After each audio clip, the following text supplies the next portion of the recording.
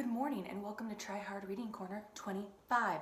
I have been dragging on for the past couple episodes, so this is going to be a speed round episode because I want to see if I can be faster than what I usually am because I tend to talk a lot. The artwork for today, it's very tiny, but it's a little mug. It's one of my favorite coffee mugs for my favorite TV show, and it's a mug of coffee because coffee gives me life and coffee's magic and amazing, and I wanted to see if I could paint a mug, and I don't think it was too bad. Do you see it? Do you see it? Beautiful. Okay, so random weird story about me. There was a solid 2 weeks where I would try to only open doors by using my feet. Look at that. Yeah, very random, very weird. Now, the only reason that this worked was because my door handles were not like circular. They were like kind of like this bar that you could like lever down. So what I would do is every time I entered a door, I would just karate chop it and then I would walk through. And my mom hated that trend. I tried to do it for 2 weeks. That poor woman had the patience of a saint. I don't know how she deals with me or owns me or yeah, but that woman's wonderful. Another thing I did that was super weird was I tried to make new drinks. I wanted to make like the next Shirley Temple. Like I wanted to be the liquid concoction person. I want to be famous, okay? So I didn't have a lot to do. So first I was just like mixing pops, which is kind of safe because everything's carbonated, so you could do like Sprite and Pepsi. I mean, it can't be that bad, but it's a little weird. But then I started mixing orange juice with milk or like pop with milk. It was pretty nasty, and I did everything I could to convince people to try to drink it, and nobody would, and it didn't catch on. And if it did catch on, I'd be famous.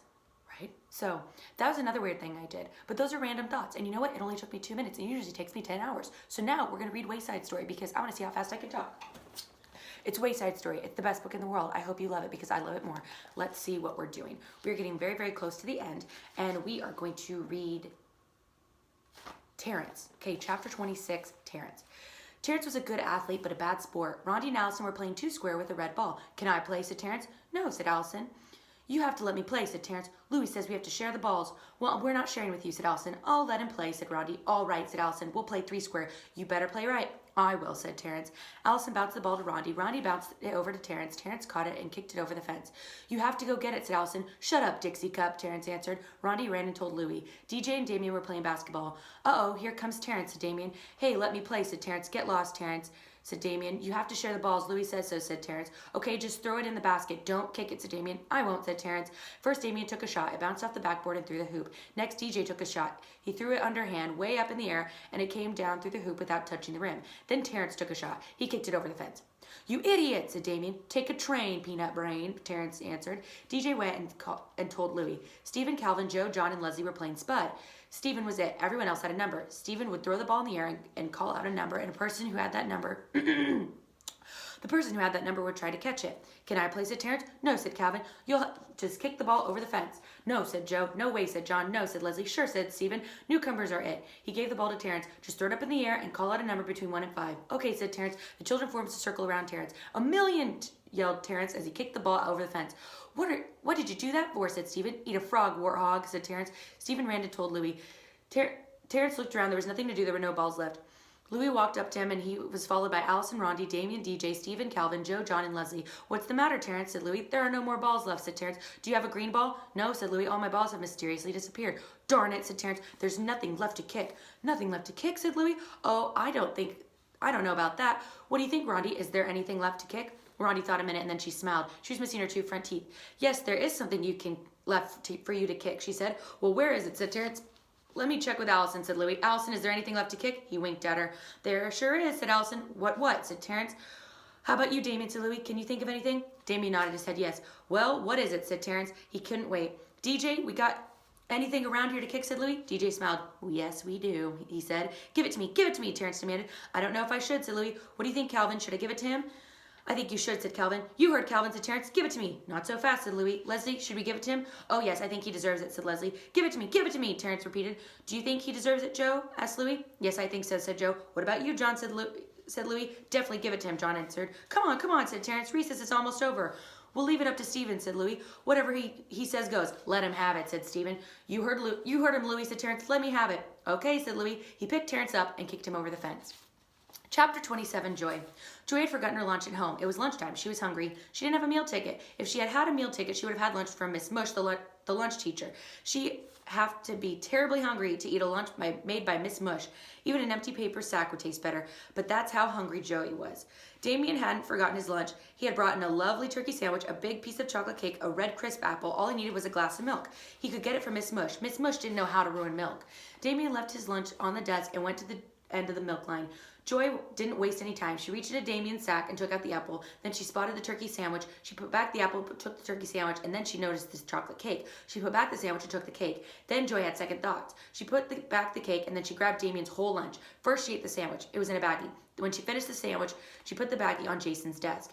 Next, she ate the chocolate cake. It was wrapped in wax paper. She put the wax paper on Allison's desk. Last, she ate the apple. She placed the apple core on Dee Dee's desk. Then she put the empty sack on Calvin's desk. Damien returned with a glass of milk. "Mrs. Jules, my lunch is gone," he said. "I wonder where it could be," said Mrs. Jules. "Calvin took it," said Joy. "There's an empty sack on his desk." "Good work, Joy," said Mrs. Jules. "Calvin, I'm ashamed of you." She wrote Calvin's name on the blackboard under the word discipline. "Look, the baggie from Damien's turkey sandwich is on Jason's desk," Joy answered. "Very good, Joy," said Mrs. Jules. "But how did you know that Damien had a turkey sandwich?" "I'm just smart," said Joy. Mrs. Jules wrote Jason's name on the blackboard under Calvin's. Then there was a wax paper from the delicious chocolate cake on Allison's desk, Joy announced. She still had chocolate all around her lips. Allison stood firm. She looked into Mrs. Jules' eyes. "I didn't eat his cake," she said. "The evidence is there on your desk," said Mrs. Jules. Joy spotted it. She wrote Allison's name under Jason's. "Damien's apple core is on Dee Dee's desk," said Joy. "Very good, Joy," said Mrs. Jules. She wrote Dee Dee's name under Allison's. "Damien, I think you ought to thank Joy," said Mrs. Jules. "She solved the mystery." "Thank you, Joy," said Damien. Just then Louis, the art teacher, walked in. "I have your lunch, Joy," he said. "Your mother brought it. You left it at home." "You mean you didn't have a lunch?" said Mrs. Jules. "You must be very hungry." "No," said Joy, "not really. Since Damien didn't get to eat, he can have it." "Thanks a lot," said Damien. "You're the greatest." He ate Joy's lunch, an old bologna sandwich and a dried up carrot. Just one dried up carrot. "Joy, for being such a good detective and for being generous with your lunch, you may have yourself a Tootsie Roll Pop," said Mrs. Jules. "They're in the coffee can on top of the desk." Joy took one. Then, when Mrs. Jules wasn't looking, she took another. Calvin, Jason, Allison, and Dee Dee had their names on the blackboard under the word discipline, but they were good for the rest of the day. So at 2 o'clock, Mrs. Jules erased them. They forgot all about the whole thing. Damien was had a lousy lunch instead of a great lunch, but 5 minutes later, it didn't make a difference at all. He couldn't taste it anymore, and he was full. He went outside to play basketball and forgot about the whole thing. Joy had a great lunch and 2 Tootsie Roll Pops, but 5 minutes later, it didn't make any difference. She didn't taste it anymore, and she was full. And at dinner time, she was hungry just the same. But a horrible thing happened. Joy couldn't forget about stealing Damien's lunch, and for the rest of the year, every turkey sandwich, piece of chocolate cake, apple, and Tootsie Roll Pop tasted like Miss Mush's porridge. And now I can breathe. What do you think of Cyberspeed, Miss Johnson? Sometimes, with the way my kids react, which might be true, when I get on a roll, I can't stop talking super fast. And there's been times where they're like, "Miss Johnson, can you slow down?" And I'm like, "Oh yeah, I forgot I talk really fast." But yeah, so I bet this is gonna be like a hyperspeed. I heard tape move. Sometimes my art starts sliding places they shouldn't. But yeah, I hope you had a wonderful episode. Super speed. You don't even have the fast forward button. I did it myself. Huh. But I hope you have a wonderful day. Please know I love you. I miss you. I care about you. I'm praying for you. I'm proud of you. And I miss your beautiful faces.